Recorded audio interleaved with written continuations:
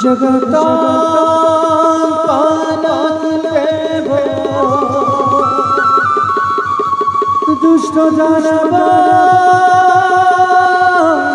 दारकं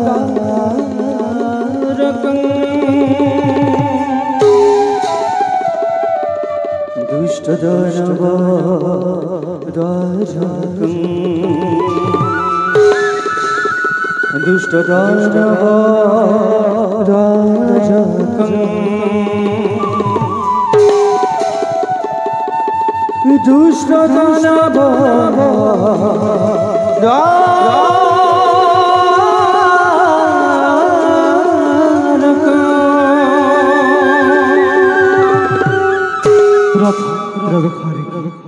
রাগহীন ধরা তাল এক তাল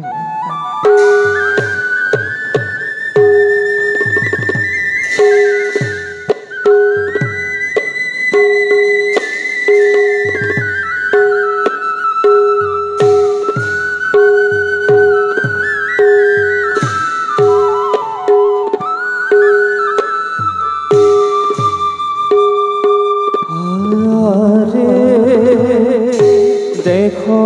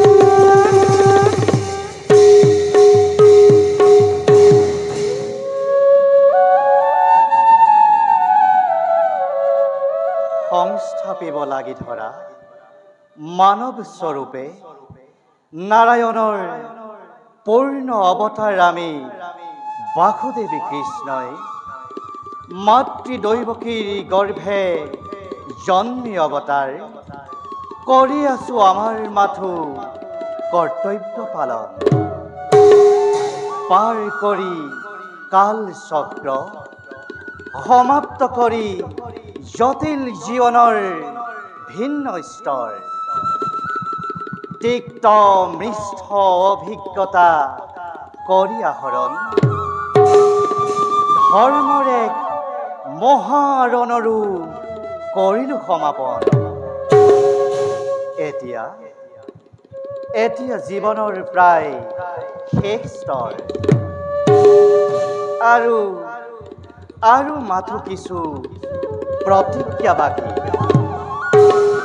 তাৰে এক প্ৰতিজ্ঞা মাতৃ গান্ধাৰী তাকে প্ৰতিফলন কৰাৰ সময় এয়া যাওঁ মই দাদাৰ পাশে এই বিষয়ত কৰোগৈ আলোচনা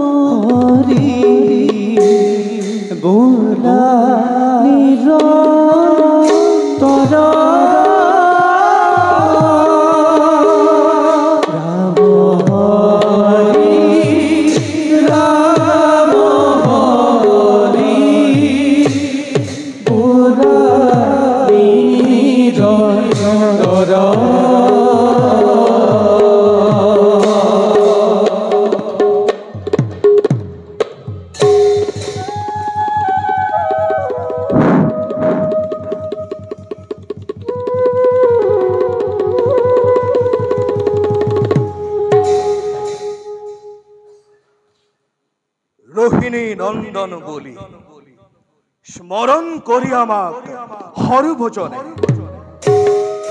পাহরাই পেলাইছে আমার সত্য পরিচয়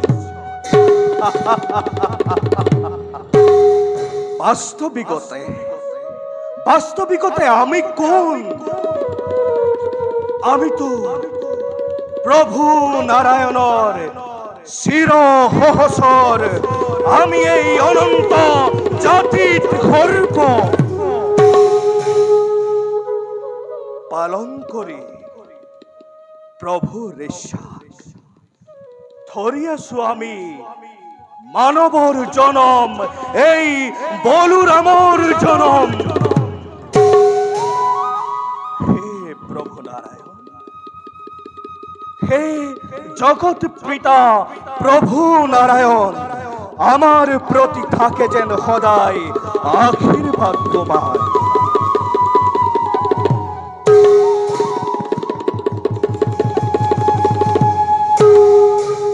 দাদা, দাদা, ভাই কৃষ্ণ, দাদা, আহা, মনে মনে মই আজি তোমার কথা কি ভাবিয়াছিল, কিন্তু কিয় দাদা? জানা ভাই, মন্মু রাজি অতিকে অবখন্দ দুর্বল মনে আহি মূর হতে আজি করিছে বিচিত্র ধেমালি। তেন্তে দাদা নহবা হতা কালে আহি কৰিছে এয়া সংকেত আমাৰ। সদায়তো মানৱ ৰূপে নোৱাৰো থাকিব। অৰ্থাৎ দাদা মনত পেলোৱা দাদা, কোন বাৰু তুমি, কোন বাৰু আমি, কোন বাৰু যত যাদৱগণ, কোন বাৰু বাস্তৱিকতে আমি। কৃষ্ণ, দাদা কৃষ্ণ, মানৱ কৃষ্ণ বলৰাম আমি নহয় দাদা। ইচ্ছাধাৰী নাৰায়ণৰ পূৰ্ণ অৱতাৰ আমি এইটো অনন্ত নাৰায়ণ।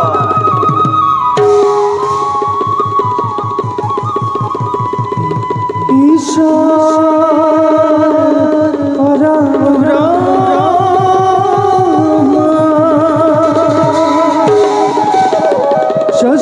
শশ্ৰীদানন্দ বিৰহ অনাদিৰ গোবিন্দ সৰ্বকৰণা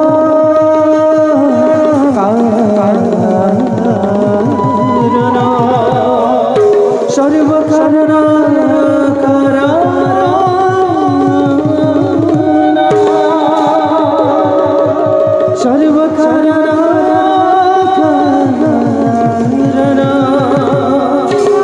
সৰ্বকাৰণা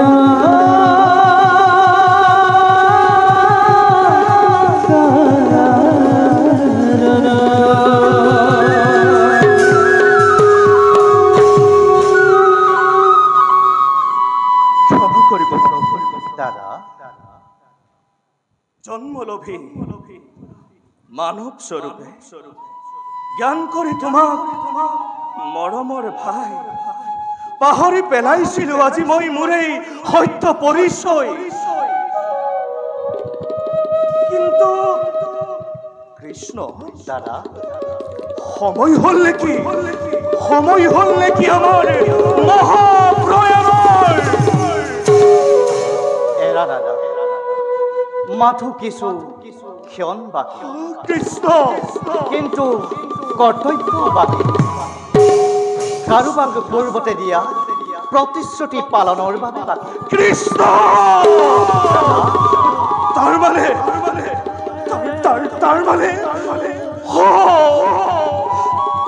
মানে কৃষ্ণ আকৌ সময় হল আমাৰ বিশেষ হোৱাৰ। নাই ভাই কৃষ্ণ, নাই ভাই কৃষ্ণ, তোৰ অবিহনে মই একেবাৰে অকলশৰীয়া। দাদা দাদা কৃষ্ণ মানৱৰ দৰে চিন্তা কৰি দুৰ্বল মনৰ কিয় দিছা কষ্ট তুমি ইমান দাৰুণ? কৃষ্ণ দাদা মানৱৰ দৰে জন্মিছো যেতিয়া, মানৱৰ দৰে কৰ্তব্য পালন কৰিছো যেতিয়া, মানৱৰ দৰে হৰুষ বিষাদ থকাটো স্বাভাৱিক।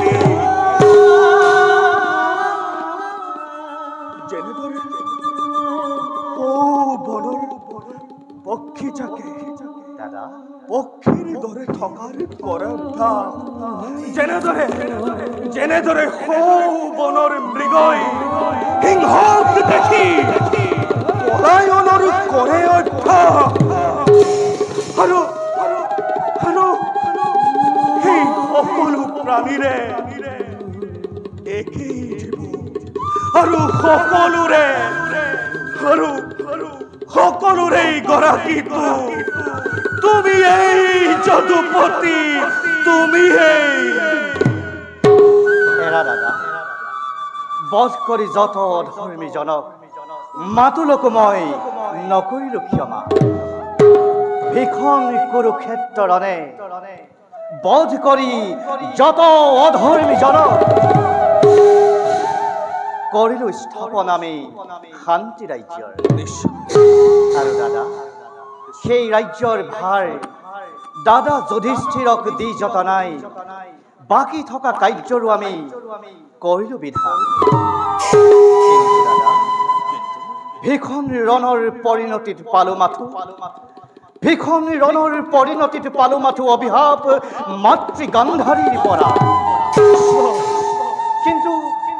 কিন্তু সেই অভিশাপো যেন হল আশীৰ্বাদ মুক্ত হবৰ বাবে মায়াৰ বান্ধোনৰ পৰা কিন্তু কৃষ্ণ দাদা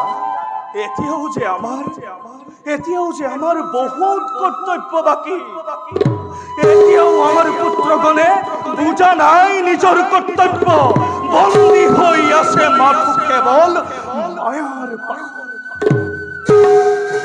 অৱশ্যে যদুবীৰগণৰ কিবা এটা সুব্যৱস্থা কৰিব লাগিব দাদা তুমি মাত্ৰ চাই ৰোৱা মোৰ কৰ্তব্য অৱশ্যে কিবাহেকে নতুন কাৰ্যক তুমি দেখিবা দাদা স্থিৰ নেত্ৰে মাথো চাই ৰোৱা তুমি নীৰৱ দৰ্শক হৈ মই আহিলো দাদা কৃষ্ণ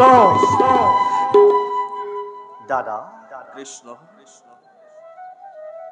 ৰাম কৃষ্ণ দুই ভাই অতি শীঘ্ৰেই হ'ব লাগিব বিচ্ছেদ পুনৰ কৃষ্ণ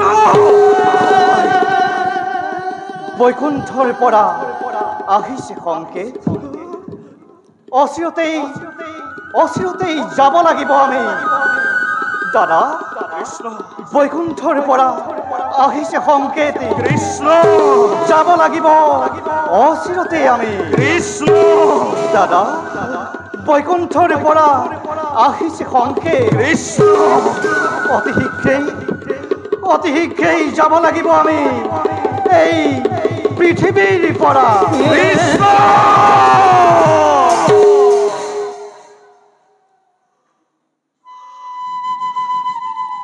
দি থৈ মনত তই দাৰুণ সন্তান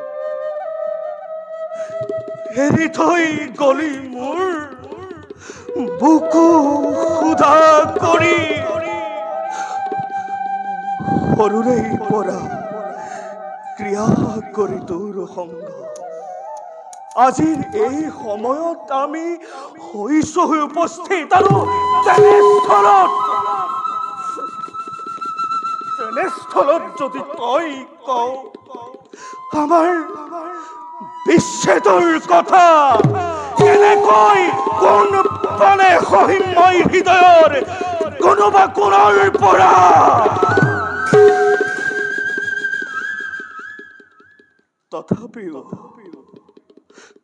তথাপিও সন্মান কৰি তোৰ ঈশ্বৰত্ব কৰি যাম সহায় মই জীৱন কালত কৰ্তব্যৰ পাকত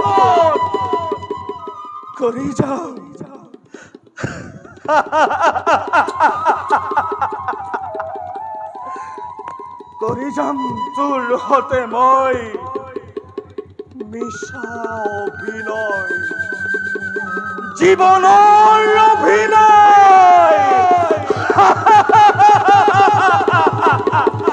জীবনের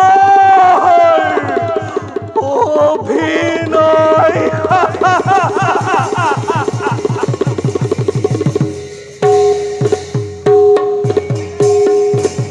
ও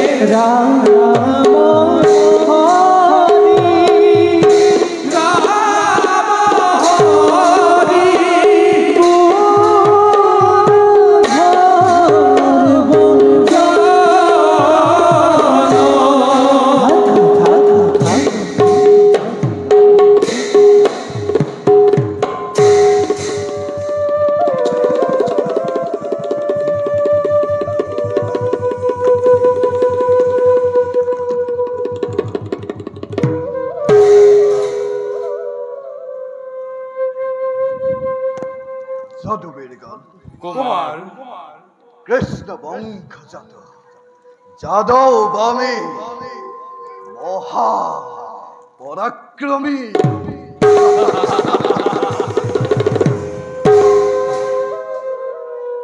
জাতিতে যাদব যদিও কর্ম আমার বীরর ননদ কৌখলানি দেবন যাদব কারণ আমি কৃষ্ণ বংশজাত যাদব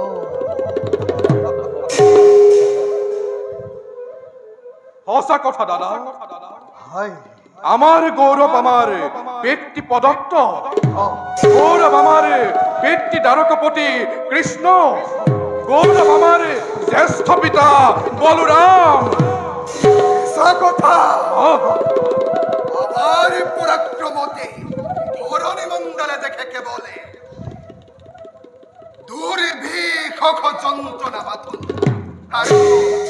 আর তেনে স্থল তুমি শ্রেষ্ঠ সকলকে দিশা আগস্থান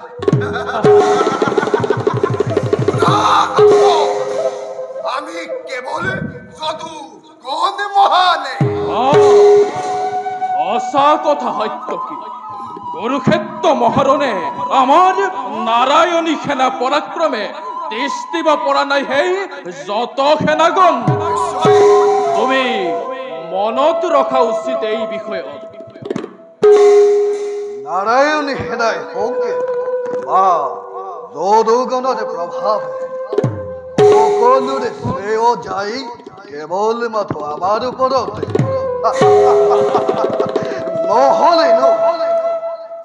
নহলে কি যুক্তিতে উজ্জ্বলিত আজি এই দ্বাৰকা নগৰ কিন্তু দ্বাৰকা যে আজি অতিকে অশান্ত এই তোমালোকে কৰা নাই প্ৰত্যক্ষ এয়া কিন্তু শুভ লক্ষণ নহয় জানিবা নিশ্চয় আম্ব ভাতৃ আম্ব ক্ষান্ত অক্ষান্ত প্লাবনের পরম খেদি ক্ষীয় করা যদুবীর গণের সহ্যকে অবনমিত এটা কথা সকলোৱে রাখা মনতে বিরাটের রক্ত প্রবাহিত হয়েছে নদী ধমনীতে আর সেইভাবে বিরোধ ধর্ম পালন করাতে এই প্রদন্যই অদাপিত করা নাই প্রত্যাখ্যান পদুন্নৰ কথাত সহমত প্ৰকাশ কৰি ময়ো কওঁ সম্ভ ৰক্তৰে প্ৰবাহিত দেশত নাৰাখো কদাপি কা পুৰুষৰ ছায়া তথাপিও চকু মেলি চোৱা সন্মুখত দেখো কেৱল দুৰ্বিহ ভৱিষ্যতময় ভ্ৰান্ত ধাৰণা মাথলে নিশ্চিন্ত থাকা সম্ভ আমি আছো তোমাৰ সহায় আমি আছো তোমাৰ সহায় তথাপিও ভাই আজি যেন মই বৰ অসহায় ভাতৃ কুমাৰ অসহায় হওয়াৰ প্ৰশ্ন উঠে না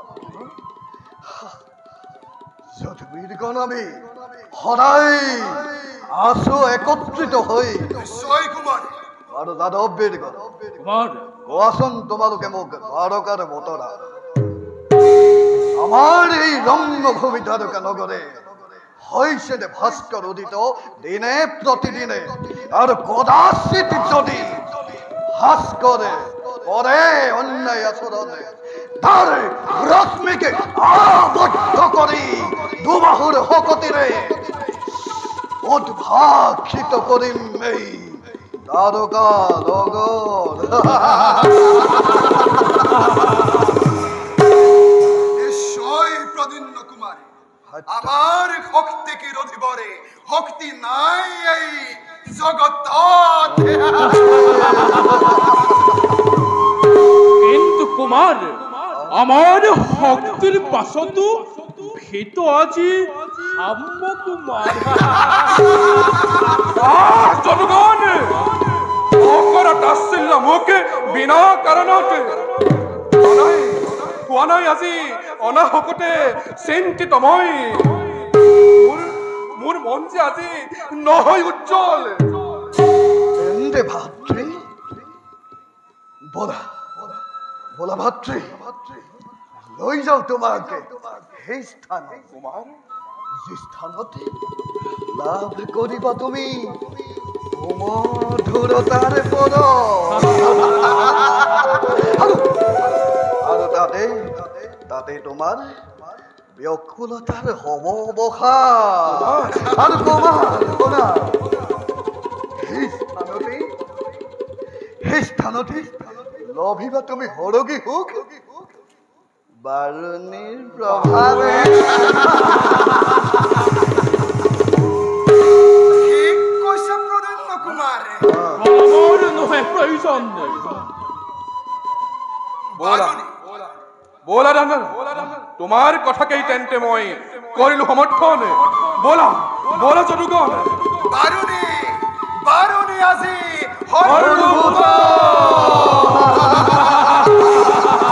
বাৰণী আজি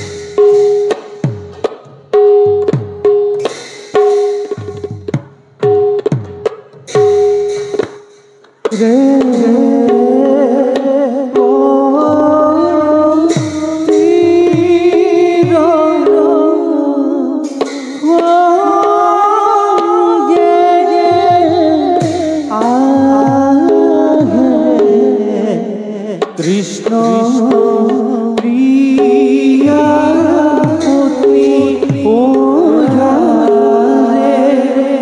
ৰু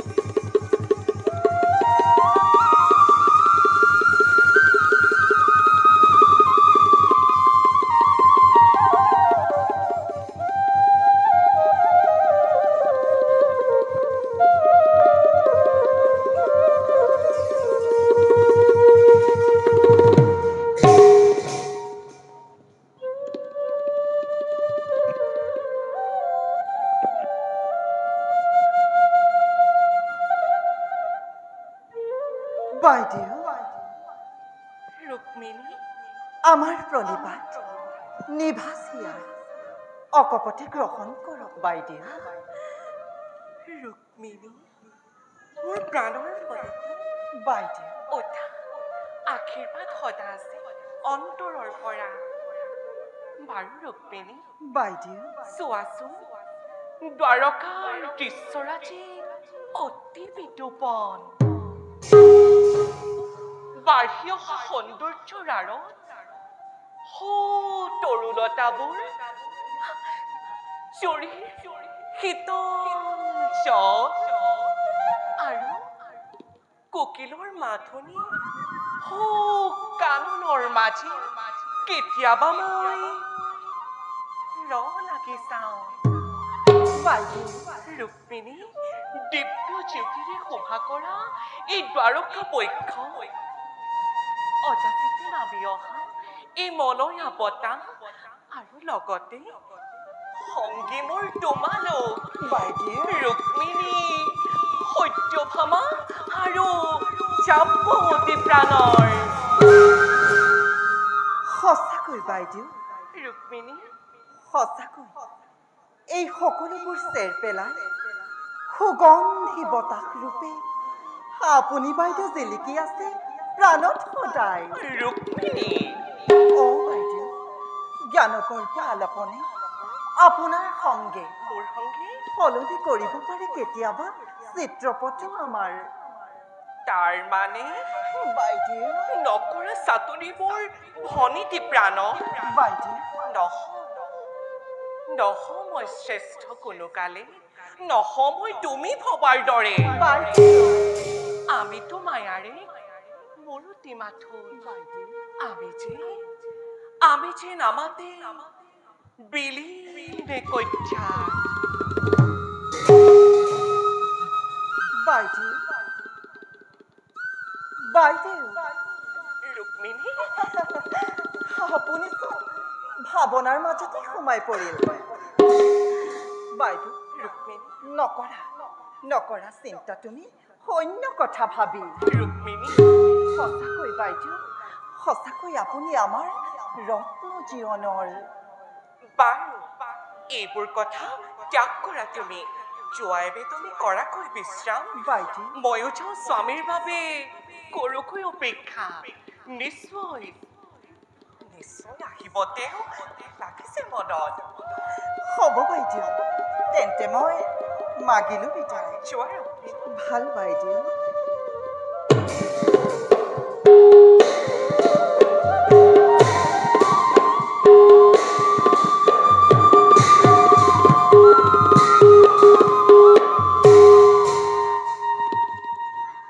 মা অভিমান আজি নিবিচাৰো জীৱনত,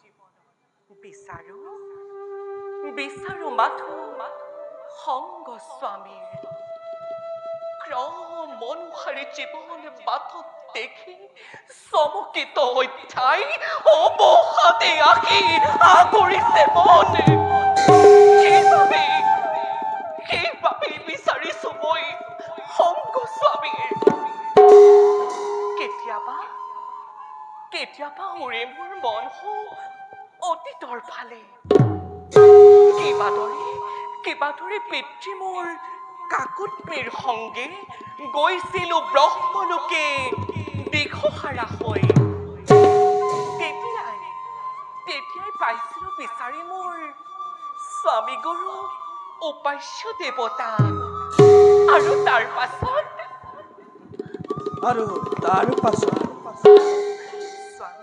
তাৰ পাছত সাক্ষী হৈ দুয়ে ইজনে সিজনৰ গভীৰ প্ৰেমৰ মাজত নিজকে দিছিল আগবঢ়াই।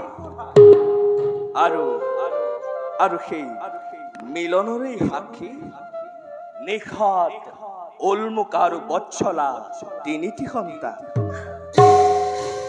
ক্ৰম অনুসাৰী জীৱন বাটত শৈশৱৰ পৰা যৌৱন প্ৰাপ্ত হল গমকে নাপালো।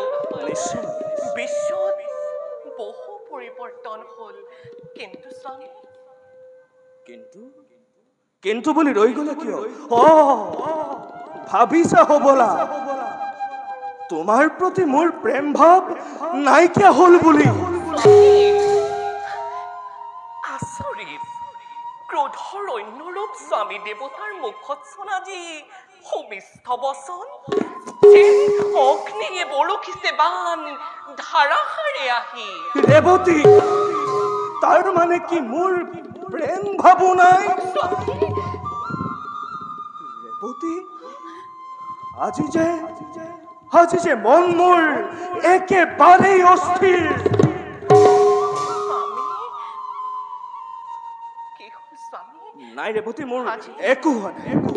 স্বামী, কি হ'ল স্বামী? স্বামী, কি হ'ল নাই, আপোনাৰ? মোৰ একো হোৱা নাই। স্বামী, কিয় আজি হঠাৎ আপোনাৰ এনে আচৰণ? নাই, মোৰ একো হোৱা নাই।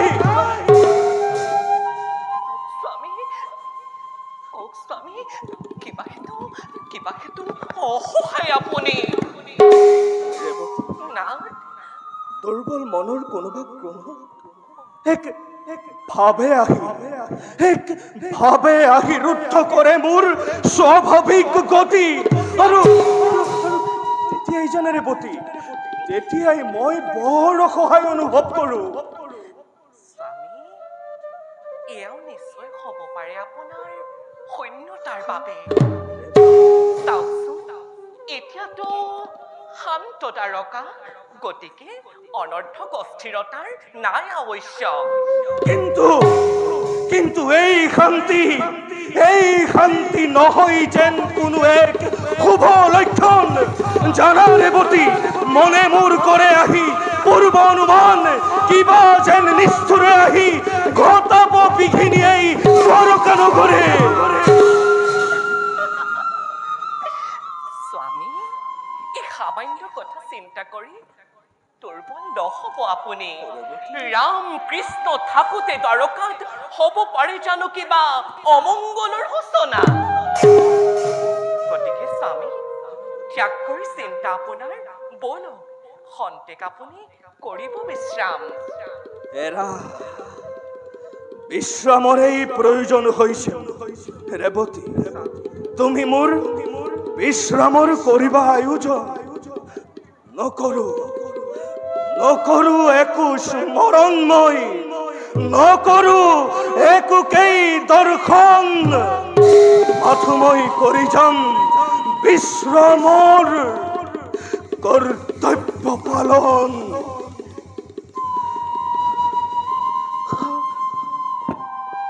বলক স্বামী।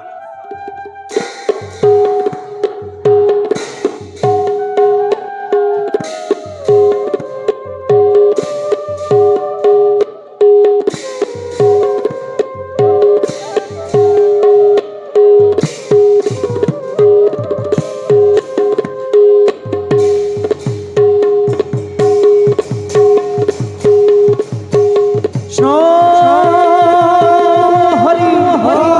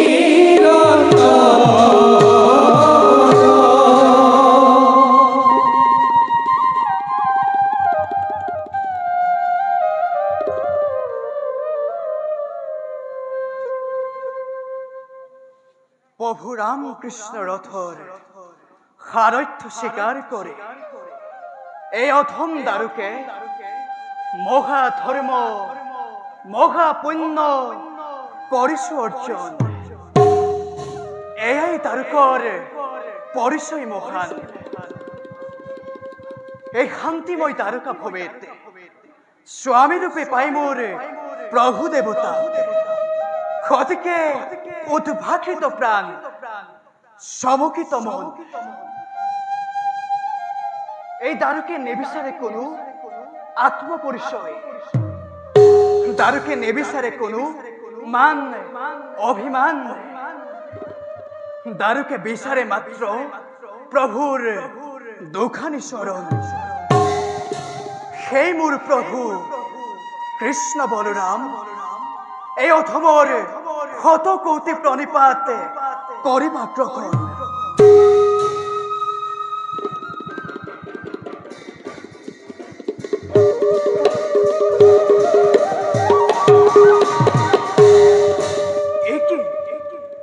তুলসীৰ ঘ্ৰাণ প্ৰভু প্ৰভু প্ৰভু প্ৰভু অধমৰ শত কোটি প্ৰণিপাত কৰিব গ্ৰহণ দাৰু প্ৰভু তুমি এই স্থানে কিবা হেতু দাৰু প্ৰভু স্মৰণ কৰি আছিলো মই আপোনাৰ খবৰ দুখানি চৰণ হঠাতে দেখা পাই আপোনাৰ খবক মন প্ৰাণ মোৰ কল বিমুখিত আনন্দৰ অশ্ৰু জলে ধৰিলে আৱৰি ধন্য প্ৰভু ধন্য কল মন প্ৰাণ মোৰ সদা সদা সুখী হোৱা মোৰ ভক্ত প্ৰাণধন প্ৰভু তুমি হেন ভক্তক পাই আমাৰ ভাগ্যত খেৰুৱাই পেলাওঁ যেন স্থিৰতা মনৰ কৃষ্ণ দাদা বাৰু দাৰু কোৱাচোন আছে নেকি কিবা নতুন সংবাদ আৰু যাদৱগণৰ সংবাদ কি প্ৰভু সুখে আছে আমাৰ দ্বাৰকা নগৰ প্ৰতিদিনে দেখি নৱকিৰণ আলোকিত জ্যোতি ভয় হৈ মনত জাগ্ৰত আমাৰ সুখ্যাতিত যাতে নপৰে চক্ষু আন কাৰোবাৰ যেনেদৰে পুৱা ৰঙা আভালৈ সূৰ্য দেৱতাই দিয়ে আমাক এক উজ্জ্বলতাৰ মিঠা অনুভূতি কিন্তু তেওঁৰ জ্ঞাত যে সন্ধ্যা বেলা তেওঁৰ উজ্জ্বলতা কাবৰি ধৰিব অন্ধকাৰৰ কলা চানেকিৰে ইয়াৰ অৰ্থ প্ৰভু অতি পৰিষ্কাৰ দাৰু প্ৰভু চিৰস্থায়ী নহয় কোনো এই জগত কালৰ অধীন যত জীৱগণ তেনেদৰেই কালৰ গতিত আমি এক ক্ষুদ্ৰ কণিকা মাথোন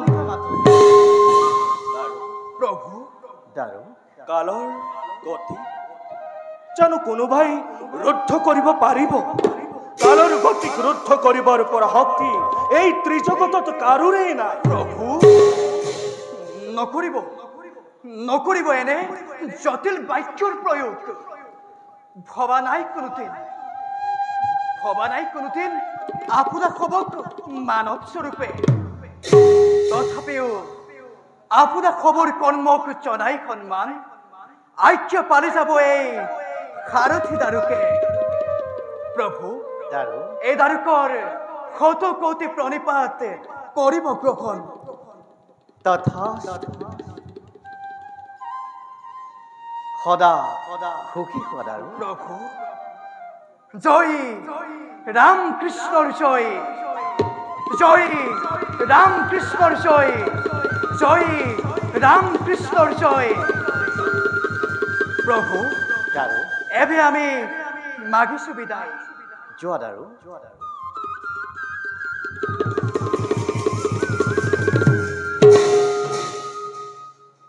ভকতেহে মুৰখি দি জানিবা নিশ্চয়, ভকত জনৰো জানা আমি কি হৃদয়। কৃষ্ণ মোট বিনা ভকতে নিশ্চিন্তে আন, কৃষ্ণ ভকতত পৰে মই নিশ্চিন্ত হোৱা। কৃষ্ণ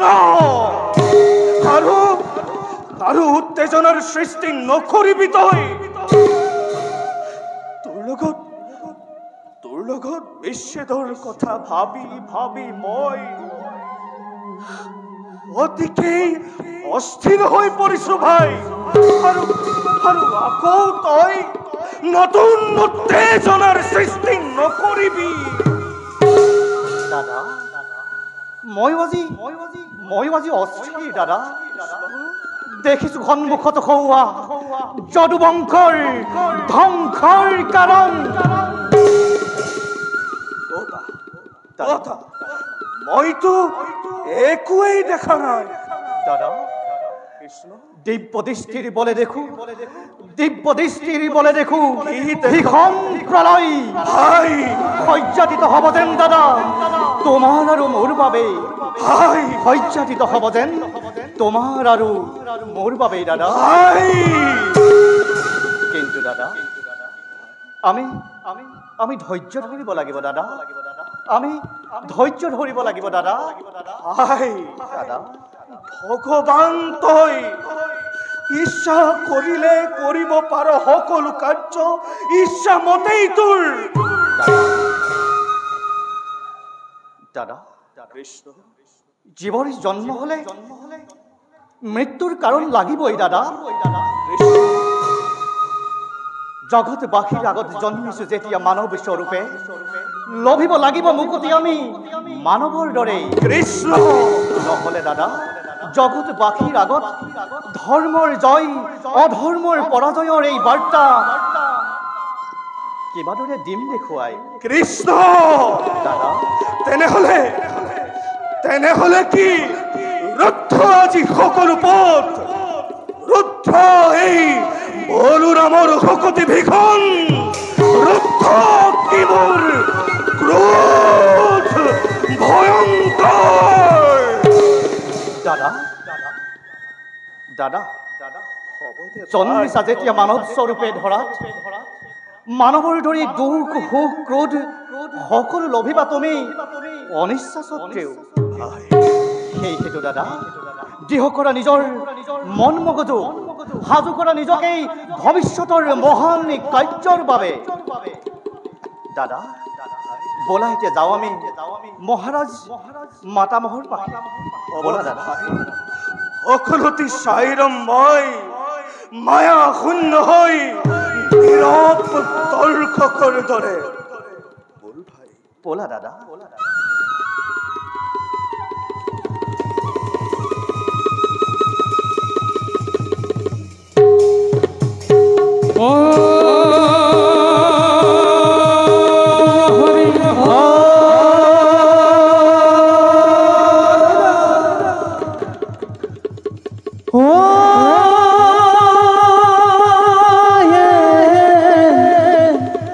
যত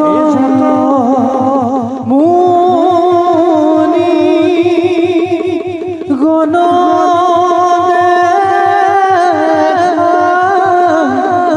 এ প্রবেশী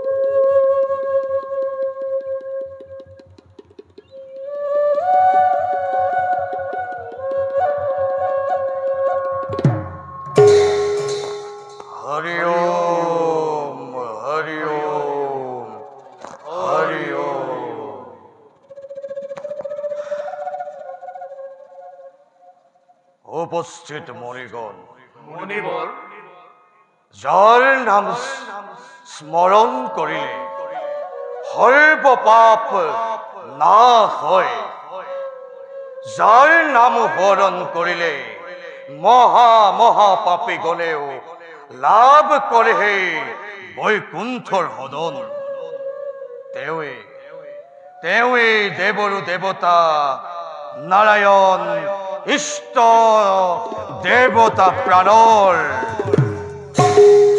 আহা আহা সকলোৱে গাঁৱে আমি তেওঁৰে গুণনাম গোৱা গোৱা সকলোৱে জয়তু জয়তু দেৱ নাৰায়ণৰ, জয়তু জয়তু দেৱ নাৰায়ণৰ, জয়তু জয়তু দেৱ নাৰায়ণৰ।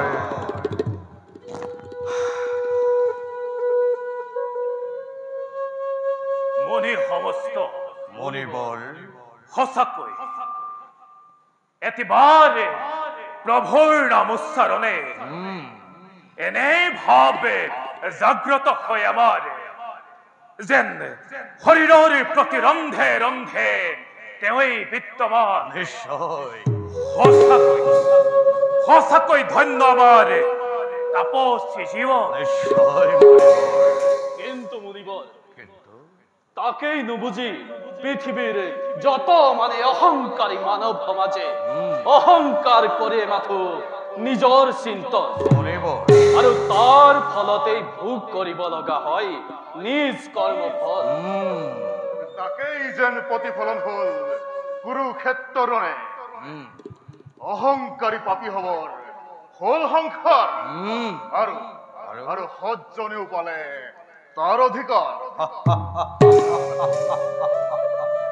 এদিন ময়ো আছিলো ক্ষত্ৰিয়ৰ প্ৰধান, কিন্তু লাভ কৰি ব্ৰহ্মত্ব লাভ কৰিলো জীৱনৰ বাস্তৱিক অৰ্থ। কেনে যেন বিচিত্ৰ লীলাহে জগত পালকৰ। কিন্তু মণিগণ এবে আমি কোন দিশে কৰিম ভ্ৰমণ? আছে নেকি কিবা ইয়াৰ সমিধান? মুনিবৰ মোৰ বোধেৰে আমি উত্তৰ দিশেৰে গমন কৰাই উচিত হব মুনিবৰ। মুনিবৰ মোৰ মতে কিন্তু দক্ষিণ দিশতহে মন। মুনিবৰ যেতিয়াই আমাৰ সন্মুখত দুটি পথ প্ৰতিফলিত হয়, তেতিয়াই আস্থা হয় আমাৰ এই তেৰাৰ ওপৰত।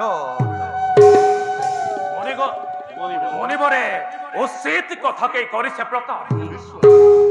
তেন্তে মণিগণ সন্তুষ্ট কৰি প্ৰভু যদুপতিকে মাগো এক বৰ। আহক আহক মণিবৰ, আমি সকলোৱে তেওঁকে কৰো স্মৰণ।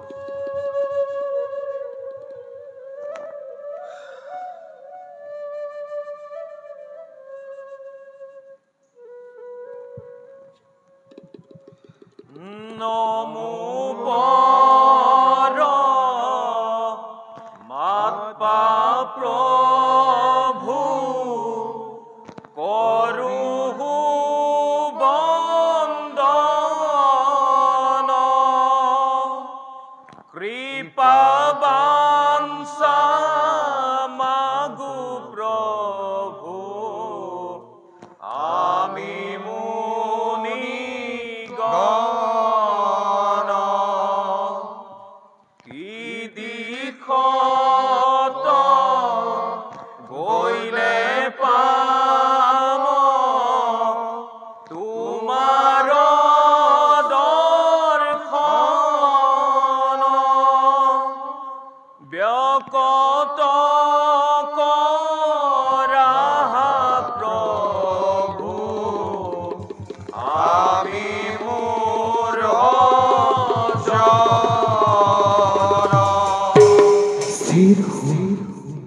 স্থিৰ হোৱা মণিগণ, স্থিৰ হোৱা।